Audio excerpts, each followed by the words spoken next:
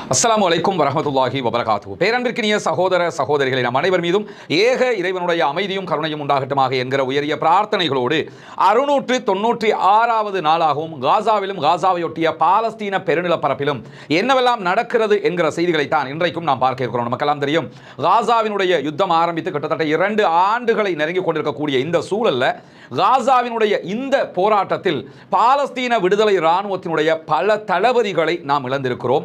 நேற்றைய தினம் பாலஸ்தீன விடுதலை இராணுவத்தினுடைய செய்திகளை உடனுக்குடன் உலகத்திற்கு சொல்லிக் கொண்டிருந்த முகம்மூடி மனிதன் என்று பெயர் எடுத்திருந்த சகோதரர் அபு உபைதா அவர்கள் கொல்லப்பட்டார், ஷஹீதானார். அந்த செய்திகளையும் நம்ம தொடர்ந்து பார்த்திருக்கிறோம். இப்படியான சந்தர்ப்பத்தில் எத்தனை தலைவர்களை இழந்தாலும், எத்தனை தளபதிகளை இழந்தாலும், பாலஸ்தீன விடுதலை அமைப்பினுடைய தாக்குதல்களும் பாலஸ்தீன விடுதலை அமைப்பினுடைய போராட்ட குணமும் குறையாது தொடர்ந்தும் வீரியமாக நடைபெற்று வருவதை கண்டு சர்வதேசமே ஆச்சரியப்பட்டுக் கொண்டிருக்கிறது. குறிப்பாக இன்றைய நாளில் ரஷ்ய மொழியில பாலஸ்தீன விடுதலை அமைப்பினுடைய முன்னாள் தளபதிகளில் ஒருவரும் பாலஸ்தீன விடுதலை அமைப்பினுடைய ஸ்தாபகர்களில் ஒருவருமாக இருக்கக்கூடிய ஷஹீத் ஜெனரல் யஹ்யா அவர்கள் எழுதிய நாவல் மொழிபெயர்க்கப்பட்டிருக்கிறது. பாலஸ்தீனத்தின் ஷேகுவேரா, அரபு தேசத்தை பாதுகாக்க போராடிய மாவீரன் என்கிற பல புகழ் பெயர்களோடு அவருடைய புத்தகம் இன்றைக்கு ரஷ்யாவிலே வெளியாகி இருக்கிறது. பல அரபு ஊடகங்களும் ரஷ்ய மொழி ஊடகங்களும், ஏன் சர்வதேச ஊடகங்களும் கூட அதை செய்தியாக்கி இருக்கிறார். அந்த புத்தகத்தில் என்ன இருக்கிறது, அதை பற்றி என்ன பேசுகிறார்கள் என்பதை நாம் ஒரு தனியான வீடியோவாக பார்க்க இருக்கிறோம். அதே நேரம் இப்படி காசாவினுடைய போராட்ட தலைவர்கள் இன்றும் பேசப்படுகிற அளவுக்கு பாலஸ்தீன விடுதலை இராணுவத்தைச் சேர்ந்தவர்கள் தொடர்ந்து இஸ்ரேலுக்கு எதிரான தங்களுடைய தாக்குதல்களை முனைப்போடு செயல்படுத்தி வரக்கூடிய சந்தர்ப்பத்தில் இஸ்ரேலுடைய ஊடகங்கள் இன்றைக்கு வெளியிட்டிருக்கக்கூடிய ஒரு முக்கியமான செய்தியில பகுதியளவு பணைய கைதிகள் விடுதலை தொடர்பான கத்தாரும் ஈஜிப்டும் முன்வைத்த பாலஸ்தீன விடுதலை அமைப்பினர் ஏற்றுக்கொண்ட சமாதான உடன்படிக்கையை ஏற்றுக்கொள்ள மறுத்துவிட்டார் பெஞ்சமின் நெதன்யாகு என்கிற செய்திகள் வெளியாகி இருக்கிறது. இஸ்ரேலிய பிரதமர் பெஞ்சமின் நெதன்யாகு எக்காரணம் கொண்டும் பகுதியளவு சமாதானத்துக்கு நாங்கள் தயாரில்லை, எங்களுடைய பணைய கைதிகள் மொத்தமாக விடுவிக்கப்பட வேண்டும், பாலஸ்தீன விடுதலை அமைப்பினர் ஆயுதத்தை கைவிட வேண்டும், காசாவை விட்டு வெளியேற வேண்டும் என்று கற்பனையில் கூட நினைக்க முடியாத சில நிபந்தனைகளை போட்டுக்கொண்டு இந்த ஒப்பந்தத்தில் கையெழுத்திட முடியாது என்று சொல்லி மறுத்திருக்கிறார் என்கிற செய்திகள் வெளியாகி இருக்கிறார். அதே நேரம் இஸ்ரேலிய பாதுகாப்பு படைகளுடைய தளபதியாக இருக்கக்கூடிய இயால் ஜமீருக்கும் அதே நேரத்தில் இஸ்ரேலுடைய பிரதமர் பெஞ்சமின் நெதன்யாவுக்கும் இடையில பாதுகாப்பு அமைச்சரவை கேபினெட்ல நடைபெற்ற ஒரு சந்திப்பின் போது காரசாரமான வாத பிரதிவாதங்கள் நடைபெற்றிருப்பதை இஸ்ரேலிய ஊடகமாக இருக்கக்கூடிய இஸ்ரேலிய ஹயோம் அதே போன்ற மாறு ஆகிய செய்தி பிரிவுகள் இன்றைக்கு முக்கிய செய்தியாக வெளியிட்டிருக்கின்றன. காரணம் என்னன்னா, காசாவினுடைய வார்ல ஆல்ரெடி கித்தியோன் ஃபர்ஸ்ட்ல நம்ம தோத்துட்டோம், கித்தியோன் செகண்ட் தற்போது தாக்குதல்களை நடைபெற்றுக் கொண்டிருக்கிறது, இதிலும் நாம் தோல்வி அடையத்தான் வாய்ப்பு இருக்கிறதே தவிர பாலஸ்தீன விடுதலை அமைப்பினரை நாம் ஜெயிக்க முடியாது. எனவே இந்த யுத்தத்தை தொடர்வதை விட ஒரு சமாதானத்தை மேற்கொள்ளுங்கள் என்று இன்றைக்கும் இயால் ஜமீர் இஸ்ரேலிய ராணுவ தளபதி இஸ்ரேலிய பிரதமர் பெஞ்சமின் நெதன்யாவுக்கு சொல்லி இருக்கிறார். அதே நேரம் முதலாவதாக இந்த கேபினெட்ல பேசக்கூடிய விஷயங்களை ஊடகங்களுக்கு கசிய விடுவதை நிறுத்துங்கள் என்று சொல்லி இன்றைக்கு கடுமையான தொனியில ராணுவ தளபதியை கண்டித்திருக்கிறார் இஸ்ரேலிய பிரதமர் பெஞ்சமின் நெதன்யாகு. ஊடகங்களுக்கு நம்ம பேசுற எல்லா செய்தியுமே போய்கிட்டு இருக்குது, அது உங்க வழியாகத்தான் போகுது, உங்க ராணுவ வழியாகத்தான் போகுது, இந்த செய்திகளை வெளியே கொண்டு போகாதீங்க அப்படின்னு சொல்லி இன்றைக்கு கண்டிச்சிருக்கிறாரு. பியூட்டி என்னன்னு கேட்டா, அவர் கண்டிச்சிருக்கிறாருங்கிற செய்தி கூட இன்றைக்கு வெளியாகி இருக்கிறது. அதுதான் அவருடைய லட்சணமாக இருக்கிறது. நம்ம பேசுற செய்திகளை ரகசியமா வச்சுக்கிறீங்க, யாருக்கிட்டையும் சொல்லாதீங்கன்னு சொல்றாருல, அதையே வெளியே சொல்லிட்டாங்க. அந்த அளவுக்கு அவருடைய லட்சணம் இப்பொழுது தூசு தட்டப்பட்டுக் கொண்டிருக்கிறது என்கிற நிலை தற்போது உருவாகி இருக்கக்கூடிய சூழல்ல காசாவில் கடந்த 24 மணி நேரங்களுக்குள்ளாக 98 அப்பாவிகள் இஸ்ரேலிய ஆக்கிரமிப்பு ராணுவத்தால் கொல்லப்பட்டிருக்கிறார்கள், ஷஹீதாகி இருக்கிறார்கள். 404 அப்பாவிகள் படுகாயம் அடைந்திருக்கிறார்கள் என்கிற செய்திகளோடு நாசர் மருத்துவமனை வெளியிட்டிருக்கக்கூடிய அறிவிப்பில் காசாவினுடைய மருத்துவமனைகளை ரன் பண்றதுக்கு அடுத்த கட்டம் கொண்டு போறதுக்கு எங்களுக்கு மின்சார தட்டுப்பாடு மிகப்பெரிய தொல்லையாக மாறி இருக்கிறது, எனவே அவர் இல்லாத நிலையில நோயாளிகளுக்கு மருத்துவம் செய்ய முடியாமல் இருக்கிறது என்கிற செய்திகளையும் அவங்க இன்னைக்கு சொல்லி இருக்கக்கூடிய செய்திகள் வெளியாகி இருக்கிற அதே சந்தர்ப்பத்தில் இன்றைய நாளில் ஒரு முக்கியமான சம்பவத்தை செய்திருக்கிறது யமனுடைய ஹூத்திகளுடைய படைப்பிரிவு என்கிற செய்திகளும் வெளியாகி இருக்கிறது. குறிப்பாக நமக்கு தெரியும், யமனில் இருக்கக்கூடிய ஹூத்திகள் தொடர்ந்து பாலஸ்தீனத்திற்கு ஆதரவாக தாக்குதல்களை நடத்தி வருகிறார். அதே நேரம் ஒவ்வொரு வெள்ளிக்கிழமையும் பாரிய ஆர்ப்பாட்டங்களையும் அவர்கள் நடத்தி வருகிறார்கள். இந்த வெள்ளிக்கிழமை நடைபெற்ற ஆர்ப்பாட்ட காட்சியில் தான் பார்க்குறீங்க, லட்சக்கணக்கான மக்கள் இந்த 2 ஆண்டுகளாக எவ்ரி ஃப்ரைடே என்ன பண்ணுவாங்கன்னா ரோட்ல இறங்கி ஆர்ப்பாட்டம் நடத்துவாங்க, காசாவுடைய வாரம் நிறுத்துங்கன்னு. நம்ம ஒரு பெரிய ஒரு போராட்டத்தை அல்லது ஆர்ப்பாட்டத்தை நடத்தணும் என்று சொல்லி எவ்வளவு முயற்சி பண்ணினாலும் மக்களுடைய வருகை என்பது ரொம்ப ரொம்ப குறைவாகத்தான் நம்ம நாடுகளில் இருக்கக்கூடிய சூழல்ல ஒவ்வொரு வெள்ளிக்கிழமையும் லட்சக்கணக்கான மக்கள் ஆர்ப்பாட்டத்திலே குதிக்கிற ஒரே நாடாக யமன் இருக்கக்கூடிய சூழல்ல யமனுடைய பிரதமர், ஹூத்திகளுடைய பிரதமர் உள்ளிட்ட 5 பேர் இஸ்ரேலிய ஆக்கிரமிப்பு ராணுவத்தினுடைய வான்வழி தாக்குதல்களில் கொல்லப்பட்டிருந்தார்கள். இதற்கு பதிலடி வழங்கும் விதமாக இஸ்ரேலிய ஆக்கிரமிப்பு அரசாங்கத்துக்கு சொந்தமான ஸ்கார்லெட் ரே என்கிற ஒரு எண்ணெய் டேங்கர் கப்பல் மீது இன்றைக்கு ஹூத்திகள் தாக்குதல் நடத்தி இருக்கிறார்கள். இருக்கிறார்கள். பெட்ரோலியம் ஏற்றிக்கொண்டு செல்லக்கூடிய எண்ணெய் டேங்கர் கப்பலாக அது இருக்கிறது. அந்த கப்பல் மீது தான் தாக்குதல் நடத்தப்பட்டிருக்கிறது. கப்பல் நேரடியாக பாலிஸ்டிக் ஏவுகணை தாக்குதல் மூலமாக தாக்குதலுக்கு உள்ளாகி இருப்பதை இன்றைய தினம் பிரிட்டிஷனுடைய கடல்சார் பாதுகாப்பு நிறுவனமாக இருக்கக்கூடிய ஆம்ஃப்ரே, அதே போன்று யுனைடெட் கிங்டம் கடல்சார் வர்த்தக நடவடிக்கைகள் நிறுவனம் ஆகிய அத்தனையும் உறுதிப்படுத்தி இருக்கிறார்கள். ஆம், யமன்ல இருந்து ஹூத்திகள் தாக்குதல் நடத்தி இருக்கிறார்கள் என்று. இந்த தாக்குதல் சரியாக செங்கடல்ல சவுதி அரேபியாவுடைய யான்பு நகரத்தில் இருந்து தென்மேற்கு பகுதிகளாக பயணித்துக் கொண்டிருந்த லைபீரியாவுடைய கொடியோடு பயணித்த கப்பல் இது. ஆனால் இது இஸ்ரேலுக்கு சொந்தமான கப்பல். இந்த கப்பல் மீது தான் அவர்கள் தாக்குதல்களை நடத்தி இருக்கிறார்கள் என்கிற நிலையில் இன்றைக்கும் இஸ்ரேலுக்குள்ள பாலஸ்தீன விடுதலை ராணுவத்தை இலக்கு வைக்கிறோம் பேர்வழி என்கிற பெயரில் பாலஸ்தீன அப்பாவிகள் மீது நடத்தப்பட்ட தாக்குதல்களில் அல் ஜசீராவினுடைய ஒரு முக்கியமான பத்திரிகையாளராக இருக்கக்கூடிய இஸ்லாம் அபேத் அவர்கள் கொல்லப்பட்டிருக்கிறார்கள், ஷஹீதாகி இருக்கிறார்கள். இன்றைக்கு அல் ஜசீராவினுடைய இணையதள பக்கங்களை போய் பார்த்தீங்கன்னா ஃப்ரண்ட் பேஜ்லேயே இதுவரைக்கும் அவங்களுடைய பத்திரிகையாளர்கள் எத்தனை பேர் கொல்லப்பட்டிருக்கிறாங்க என்கிற செய்திகளை தான் கருப்புல மிகப்பெரிய ஒரு வீடியோவாக அவங்க வெளியிட்டிருக்கிறாங்க. 5 நிமிடங்கள் ஓடக்கூடிய வீடியோவாக அது இருக்கிறது. அதை தாண்டி இன்றைக்கு மேற்கு நாடுகளுடைய பல மீடியாக்கள் கூட அல் ஜசீராவினுடைய பத்திரிகையாளர்கள் கொல்லப்படுவதற்கு எதிராக எங்களுடைய ஊடகத்தின் முகப்பு பக்கத்தை கருப்பு கலரில் மாற்றி இருக்கின்றன என்கிற செய்திகளும் இன்றைக்கு வெளியாகி இருப்பதை நம்ம பார்க்க முடிகிறது. அதே நேரம் காசாவில் நடைபெற்று வரக்கூடிய யுத்தத்தை முடிவுக்கு கொண்டு வாருங்கள் என்று சொல்லி இஸ்ரேலுடைய 600 மூத்த அதிகாரிகள் அதே போன்று ராஜதந்திரிகள் அடங்கிய 600 பேர் மொத்தமாக அமெரிக்க ஜனாதிபதி டொனால்ட் ட்ரம்புக்கு கடிதம் மூலம் கோரிக்கை விடுத்திருக்கிறார்கள். இஸ்ரேலில் இருக்கக்கூடிய மக்கள் மில்லியன் கணக்கில் இறங்கி யுத்தத்தை நிறுத்துங்க போராட்டம் நடத்துறாங்க. ஆனால் இஸ்ரேலிய ஆக்கிரமிப்பு அரசாங்கம் அதை நிறுத்தாமல் இருக்கிறது. இஸ்ரேலுடைய படித்த மக்கள், கல்வி கற்ற மக்கள் என்று பல பேரும் இந்த கோரிக்கையை விடுக்கிற சந்தர்ப்பத்தில் தான் அமெரிக்க அதிபர் டொனால்ட் ட்ரம்புக்கு 600 பேர் ஒரு கடிதம் எழுதியிருக்கிறார்கள். அந்த கடிதத்தில் இஸ்ரேலுடைய அதிகாரிகளும் ராஜதந்திரிகளும் இருக்கிறார்கள். அவர்கள் அத்தனை பேருமே இந்த யுத்தத்தை நிறுத்துங்கள் என்கிற கோரிக்கையை தான் விடுத்திருக்கிறார்கள். இப்படியான சந்தர்ப்பத்தில் இன்றைக்கு ஒரு முக்கியமான செய்தி வெளியாக இருக்கு. அது என்னன்னு சொன்னா, இஸ்ரேலிய ஆக்கிரமிப்பு ராணுவத்திற்கு எதிராக பாலஸ்தீன விடுதலை ராணுவத்தினுடைய தாக்குதல்கள் உக்கிரமாக நடைபெற்று வருகிறது. குறிப்பாக எந்த காசா சிட்டியை கைப்பற்ற போகிறோம் என்று சென்றார்களோ அந்த காசா சிட்டிக்குள்ளேயே சுரங்கப்பாதை வழியான உச்சகட்ட தாக்குதல்களை பாலஸ்தீன விடுதலை அமைப்பினர் நடத்தி வருகிறார்கள்.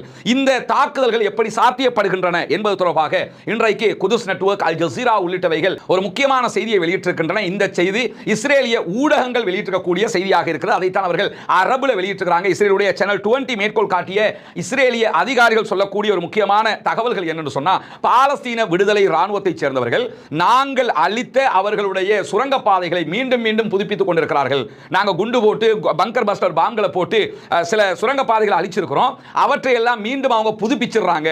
மீண்டும் அதன் வழியாக வந்துதான் எங்களை தாக்கிக் கொண்டிருக்கிறார்கள் என்கிற செய்திகளை அதிர்ச்சிகரமாக வெளியிட்டிருக்கிறது மட்டுமல்லாம, காசா பகுதியில் மட்டும் இதுவரைக்கும் 15 முதல் 20% நாங்கள் அளித்த சுரங்கப்பாதைகளை பாலஸ்தீன விடுதலை அமைப்பினர் மீண்டும் சரி செய்து இருக்கிறார்கள். அதிலும் அவங்க சொல்லக்கூடிய ஒரு முக்கியமான செய்தி என்னன்னு சொன்னா, இந்த சுரங்கப்பாதைகள் இதற்கு முன்பதாக ராணுவம் அளிக்கிற நேரத்தில் இருந்த சுரங்கப்பாதைகளை விட வித்தியாசமானதாக இருக்குன்னா, இந்த சுரங்கப்பாதைகளுக்குள்ள பெரிய வசதி வாய்ப்புகள் இல்லைன்னு சொன்னாலும் இது மிலிட்டரிக்காக, ராணுவத்துக்காக பயன்படுத்துகிற விதமாக வித்தியாசமாக பாலஸ்தீன விடுதலை அமைப்பினர் செய்திருக்கிறார்கள். ஏன்னா ஒருவரோ இருவரோ உடனடியாக வெளியில வந்து தாக்குதல் நடத்திவிட்டு ரிட்டர்ன் போகிற மாதிரி அந்த சுரங்கப்பாதைகள் அமைக்கப்படுகிறது. எனவே இதை எதிர்கொள்வது மிகப்பெரிய கஷ்டமாக இருக்கிறதுங்கிறது மட்டுமல்லாம, இந்த சமீபத்திய நாட்களுக்குள்ளாக மட்டும் இஸ்ரேலிய ஆக்கிரமிப்பு ராணுவத்தால் அளிக்கப்பட்ட சுரங்கப்பாதைகளை மீண்டும் தயார் செய்து கிட்டத்தட்ட 10க்கும் மேற்பட்ட தாக்குதல்களை பாலஸ்தீன விடுதலை அமைப்பினர் எங்களுக்கு எதிராக நடத்தி இருக்கிறார்கள் என்று சொல்லி அவர்களே இன்றைக்கு அறிவித்திருக்கக்கூடிய செய்திகள் வெளியாக இருக்கிறது. இங்க நீங்க பார்க்கலாம், இதுதான் பாலஸ்தீனத்தில் இருக்கக்கூடிய சுரங்கப்பாதைகளில் ஒரு புகைப்படமாக இருக்கிறது. இஸ்ரேலிய ஆக்கிரமிப்பு ராணுவத்தைச் சேர்ந்த ஒருவர் அதனுடைய வாசல்ல நிற்கக்கூடிய மாதிரி காட்சிகள் அமைக்கப்பட்டிருக்கு. இந்த சுரங்கப்பாதைகள் எல்லாமே ஈரான் மற்றும் வடகொரியாவினுடைய முழுமையான ஒத்துழைப்பில் உருவாக்கப்பட்டிருப்பதாக சொல்லப்படுகிறது. இதுதான் அமெரிக்காவுக்கு டஃப் கொடுக்கக்கூடிய விதமாக பாலஸ்தீன விடுதலை அமைப்பினரை அழிக்க முடியாமல் மிகப்பெரிய திண்டாட்டத்திற்கு உள்ளாக்கி இருக்கக்கூடிய சுரங்கப்பாதை வலையமைப்புகளாக இருக்கிறது.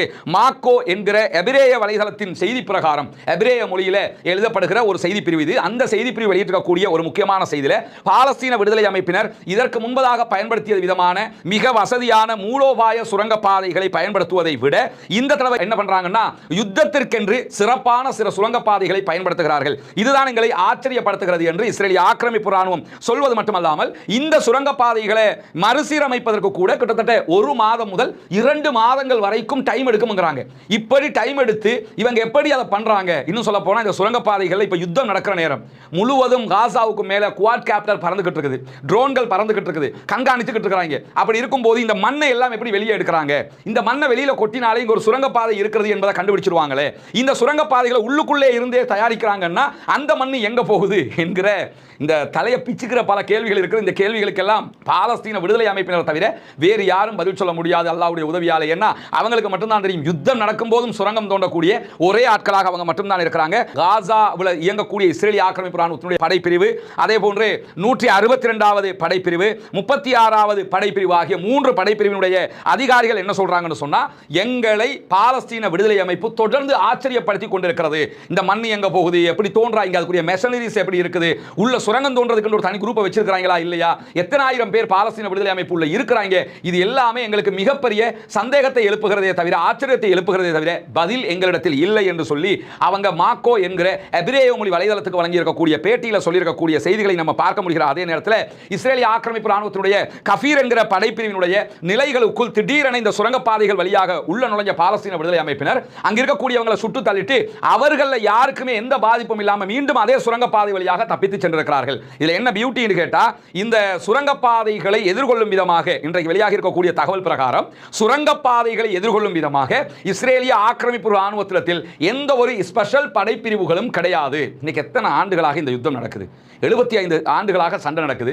உலகத்தில் நம்பர் 1 ராணுவம்ங்கிறாங்க, எங்களை விட்டா உலகத்தில் ராணுவமே கிடையாதுங்கிறாங்க. அப்படிப்பட்ட அமெரிக்க இஸ்ரேலிய ராணுவத்தில் சுரங்கப்பாதைகளை எதிர்கொள்வதற்கான பயிற்சிகள் பெற்றவர்கள் இல்லை, ஸ்பெஷல் யூனிட் இல்லைங்கிறது எவ்வளவு பெரிய கேவலமாக இருக்க. குறிப்பாக அமெரிக்கா இதே மாதிரியான ஒரு யுத்தத்தை வியட்நாமில் பல தசாப்தங்களுக்கு முன்பதாகவே செய்திருக்கிறது. வியட்நாம் வாரில் அவங்க தோத்து போகிறதுக்கு அடிப்படை காரணமாகவே எது இருந்ததுன்னா அங்க இருக்கக்கூடிய சுரங்கப்பாதைகள். ஆனால் அந்த சுரங்கப்பாதைகளுக்கு மிகவும் பாரிய வித்தியாசம் இருக்குது.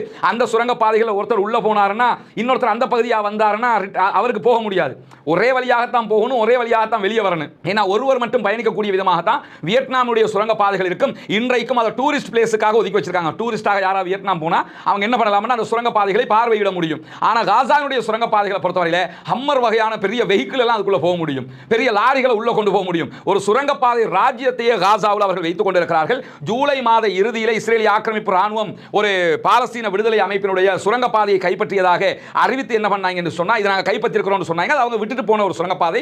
ஆனால் அதே சுரங்கப்பாதையை பயன்படுத்தி 10 பேர் வெளியிலே வந்து கோலானி படைப்பிரிவின் மீது தாக்குதல் நடத்திவிட்டு சென்றிருக்கிறார்கள் என்கிற செய்திகளையும் அவங்க என்ன பண்றாங்கன்னு சொன்னா, இன்றைக்கு இஸ்ரேலிய ஆக்கிரமிப்பு ராணுவம் வெளியிட்டிருப்பது மட்டுமல்லாம எல்லை கோடுகள், காசாவினுடைய இஸ்ரேலுடைய எல்லை என்ற ஒரு எல்லை இருக்குதுல்ல, பார்டர், அந்த பார்டர் வழியில தான் நிறைய சுரங்கப்பாதைகளை தற்போதும் பாலஸ்தீன விடுதலை அமைப்பினர் உருவாக்கி இருக்கிறார்கள். ஆனால் இஸ்ரேலிடத்தில் இந்த சுரங்கப்பாதைகளை எதிர்கொள்ளும் விதமாக திறன் கொண்ட எந்த ஸ்பெஷல் யூனிட்டும் கிடையாது. இது காசாவுக்குள்ள பாலஸ்தீன விடுதலை அமைப்பினரை எதிர்கொள்ள முடியாமல் இஸ்ரேல் தத்தளிப்பதற்குரிய மிகச்சிறந்த சான்றாகவும் பார்க்கப்படுகிறது. எனவே பாலஸ்தீன விடுதலை அமைப்பினர் காசாவில் முழுவதுமாக சுரங்கப்பாதை வலையமைப்புகளை கொண்டுதான் வெற்றி பெற்றுக் கொண்டிருக்கிறார்கள் அல்லாஹ்வுடைய உதவியால் என்பதை நம்ம புரிந்து கொள்ள முடிகிற அதே நேரத்தில் பாதுகாப்பு ஆதாரங்களை இஸ்ரேலுடைய பாதுகாப்பு அதிகாரிகளை மேற்கோள் காட்டி இஸ்ரேலிய ஹயோம் வெளியிட்டிருக்கக்கூடிய ஒரு செய்தியில் எந்த விதமான படகுகள் காசாவை நோக்கி வந்தாலும் அவற்றை நாங்கள் காசாவுக்குள் நுழைய விட மாட்டோம் என்று சொல்லியிருக்கிறார்கள். இங்கே நீங்க பார்க்கலாம், ஃப்ரீடம் ஃப்ளோட்டிலா கூட்டணியினுடைய கப்பல்கள் வர ஆரம்பித்திருக்கிறது, படகுகள் வர ஆரம்பித்திருக்கிறது.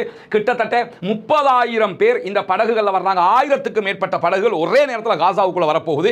இவற்றை தடுக்கிறதா, பாலஸ்தீன விடுதலை அமைப்போட சண்டை போடுறதா, அல்லது யமன்ல போய் குண்டு போடுறதா, அல்லது லெபனான் பகுதியில் போய் சண்டை போடுறதான்னு தலையை பீத்துக் கொண்டிருக்கக்கூடிய நிலையாக இஸ்ரேலுடைய நிலை உருவாகி இருக்கக்கூடிய நேரத்தில் ஜெனோவா துறைமுக தொழிலாளர்கள் சங்கம் இன்றைக்கு ஒரு அறிவித்தலை விடுத்திருக்கிறார்கள். அது என்ன அறிவிப்புனா, ஃப்ரீடம் ஃப்ளோட்டிலா கப்பல் ஜெனோவா ஐரோப்பாவினுடைய மிகப்பெரிய துறைமுகங்கள்ல ஒன்று ஜெனோவா இத்தாலியில் இருக்குது. இந்த துறைமுகத்தில் இருந்து தான் அவங்க பயணத்தை மேற்கொள்றாங்க. இந்த துறைமுகத்திலிருந்து செல்லக்கூடிய எந்த கப்பல்கள், எந்த ஒரு போட்டாக இருந்தாலும் அவங்க 20 நிமிடங்களாவது எங்களுடைய தொலைத்தொடர்பில் இல்லாமல் போனால், இஸ்ரேல் அவர்களுடைய கம்யூனிகேஷனை 20 நிமிஷமாவது கட் பண்ணினாங்கன்னு சொன்னா, இனிமேல் இஸ்ரேலுடைய எந்த கப்பல்களையும் எங்களுடைய துறைமுகத்திற்கு வருவதற்கு அனுமதிக்க மாட்டோம். குறிப்பாக காசாவுக்குள்ள நுழைய விடாமல் இஸ்ரேல் தடுத்தது என்று சொன்னால் கண்டிப்பாக இஸ்ரேலுடைய எந்த கப்பல்களையும் துறைமுகத்திற்கு வரவிட மாட்டோம் என்று சொல்லி விடுத்திருக்கக்கூடிய அறிவிப்பை இஸ்ரேலுடைய சேனல் 20 இன்றைக்கு செய்தியாக வெளியிட்டிருப்பது மட்டுமல்லாமல் இந்த ஜெனோவா துறைமுகம் ஐரோப்பாவினுடைய மிகப்பெரிய துறைமுகங்கள்ல ஒன்றாக இருக்கிறது என்பதையும் நம்ம கவனித்துக் கொள்ள வேண்டும். இந்த துறைமுகத்துக்கு இஸ்ரேலுடைய கப்பல்களை வரவிட மாட்டோம் என்கிற எச்சரிக்கை அவங்க விடுத்திருக்கிறாங்க.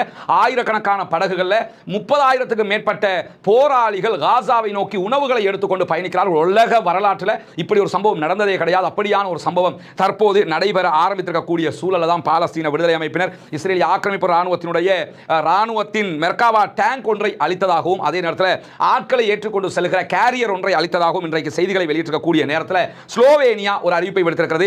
இஸ்ரேலுக்கு எதிரான சவுத் ஆப்பிரிக்காவினுடைய வழக்கில் தாங்களும் இணைவது தொடர்பாக ஆலோசித்து வருவதாக இன்றைக்கு அறிவித்திருக்கிறார்கள். ஸ்லோவேனியாவுடைய அரசாங்கம் வெளிப்படையாகவே இன்றைக்கு அவருடைய வெளியுறவு அமைச்சரூடாக இந்த செய்தியை வெளியிட்டிருக்கிறார்கள். ஒவ்வொரு நாளும் இடைவிடாத தாக்குதல்களை காசா மீது இஸ்ரேல் நடத்தி வருகிறது. எனவே நாங்கள் சவுத் ஆப்பிரிக்காவினுடைய இஸ்ரேல் இனப்படுகொலை செய்கிறது என்கிற வழக்கில் நாங்களும் ஒரு நாடாக இணைந்து கொள்கிறோம் என்ற பாலஸ்தீனத்துக்கு ஆதரவாக அவர்கள் இணைந்து கொள்வதாக அறிவித்திருக்கக்கூடிய சூழலில் தான் இஸ்ரேலிய ஆக்கிரமிப்பு ஆக்கிரமிப்பு ராணுவம் ஒவ்வொரு நாளும் காசாவுக்குள்ள குறைந்தது 15 கார் குண்டுகளை வெடிக்க வைக்கிறது அப்படிங்கிற அதிர்ச்சிகரமான செய்திகளை இன்றைக்கு வெளியில் வந்திருப்பதை நம்ம பார்க்க முடிகிறது. குறிப்பாக இந்த கார் குண்டு வெடிப்புன்னா கார்ல வச்சு வெடிக்கிறதுனால அதுக்கு கார் குண்டுன்னு சொல்றாங்க. இந்த குண்டை வச்சு தான் காசாவில் இருக்கக்கூடிய கட்டிடங்களை எல்லாம் இஸ்ரேல் அழித்து வருகிறது. தான் கைது செய்யப்படுவேன் என்கிற அச்சம் காரணமாக இஸ்ரேலுடைய முன்னாள் தளபதிகளில் ஒருவர், இஸ்ரேல் ராணுவத்தினுடைய முன்னாள் தளபதிகளில் ஒருவர் சவுத் ஆப்பிரிக்காவுக்கான தன்னுடைய பயணத்தை ரத்து செய்திருக்கிறார். ஒரு முட்டா பயலாவது இந்த முடிவு எடுக்க மாட்டான், போகணும்னு சொல்லி. ஏன்னா சவுத் ஆப்பிரிக்காக்காரங்க தான் வழக்கு போட்டு வழக்கில் பெஞ்சமின் நெத்தன்யாகு அவனுடைய பாதுகாப்பு அமைச்சர் உள்ளிட்டவர்களை கைது செய்யணுங்கிற தீர்ப்பு வந்திருக்குது. அதை தாண்டி இஸ்ரேல் ராணுவம் இனப்படுகொலை செய்திருக்குங்கிற தீர்ப்பு வந்திருக்குது. அப்போ எந்த நாட்டுக்கு போனாலும் ஐசிசியில் ஒப்பந்தம் செய்திருக்கக்கூடிய ரோம் சட்டத்தை ஏற்றுக்கொண்டிருக்கக்கூடிய எந்த நாட்டுக்கு போனாலும் அவங்க கைது செய்யப்படுவாங்க. குறிப்பாக அதனால தான் இலங்கைக்கு வந்த இஸ்ரேலி சோல்ஜர்ஸ் கூட உடனடியாக ஹிந்த்ரஜப் ஃபவுண்டேஷனுடைய கம்ப்ளைனை தொடர்ந்து நாட்டை விட்டு ஓடி போனா. இப்படி இருக்கிற சூழலில் வழக்கு போட்ட சவுத் ஆப்பிரிக்காவுக்கு எவனாவது போக நினைப்பானா? ஆனால் இந்த ஆள் நினைச்சிருக்கான், போன அரெஸ்ட் பண்ணி என்கிற பயத்தில் இனி நான் போக மாட்டேன் என்கிற முடிவை அவர் எடுத்திருப்பதான செய்திகளும் இன்றைக்கு வெளியாக இருக்கிறது. எனவே பாலஸ்தீனம் வெற்றி பெற வேண்டும், பாலஸ்தீனம் சுதந்திரம் அடைய வேண்டும், பாலஸ்தீன மக்களும் நம்மை போன்ற நிம்மதியானவர்களாக மாற வேண்டும், வாழ வேண்டும் என்கிற உயரிய பிரார்த்தனைகளோடு பாலஸ்தீன அப்பாவிகளுக்காக பிரார்த்திக்கிற அதே நேரத்தில் ஆக்கிரமிப்பு ராணுவத்திற்கு எதிராக தொடர்ந்தும் குணத்து நாசிலாவை ஓத மறந்து விடாதீர்கள். நண்பர்களே, அன்பர்களே, தாய்மார்களே, பாலஸ்தீன மக்களுக்காக ஜனநாயக ரீதியாகவும் குரல் எழுப்புவோமாக. வாஹிர் தஅவானா அல்ஹம்துலில்லாஹி ரப்பில் ஆலமீன்.